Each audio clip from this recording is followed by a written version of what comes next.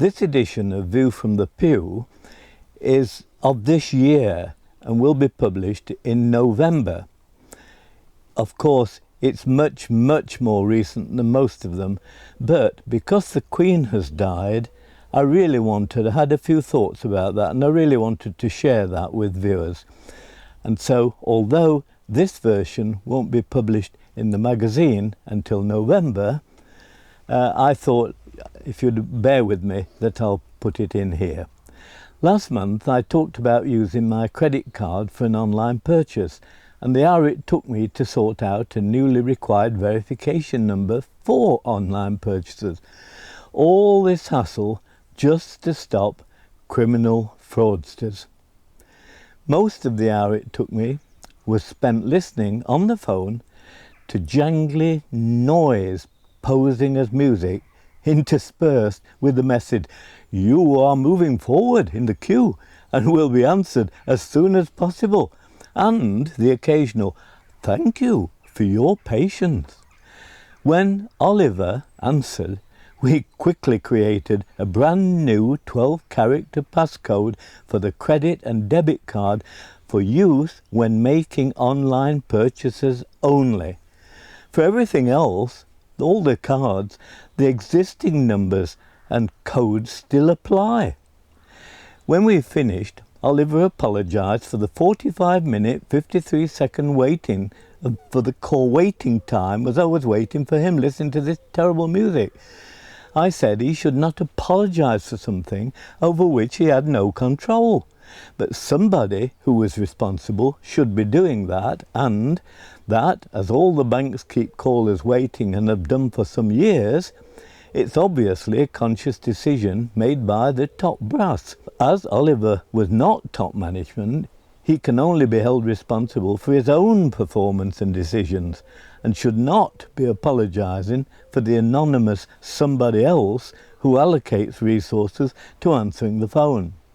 My guess is that somebody makes the decision hoping to win favour with the management hierarchy.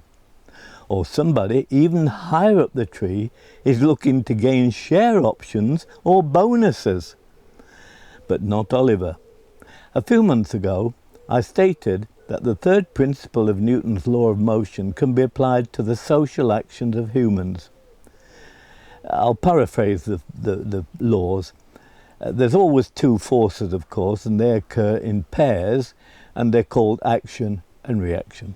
So the first law, action and reaction are always equal in magnitude. Action and reaction are always opposite to each other, and action and reactions act on different bodies. That's paraphrasing it. But applying these rule 2 to the somebody who approves the system that keeps customers waiting on the phone, their decisions have a huge impact on the waste of other people's time and associated resources. However, that principle also applies to every decision made by every listener. For example, a decision to buy from a local butcher will have consequences for other local people, such as me, for example. A decision to glue oneself to a road to prevent oil tankers delivering oil will have consequences for thousands of others, as will a decision to emulate the life and actions of someone who we choose as a role model. Our late Queen was clear as to the model on which she tried to live her life of service. And when I heard of her death, the words of a hymn by William D. Longsmith, 1822 to 1894, came into mind. Longsmith, a wealthy ship owner at the top of the society tree, was moved by the words of a Welsh preacher to look at the bottom of the tree for models to follow.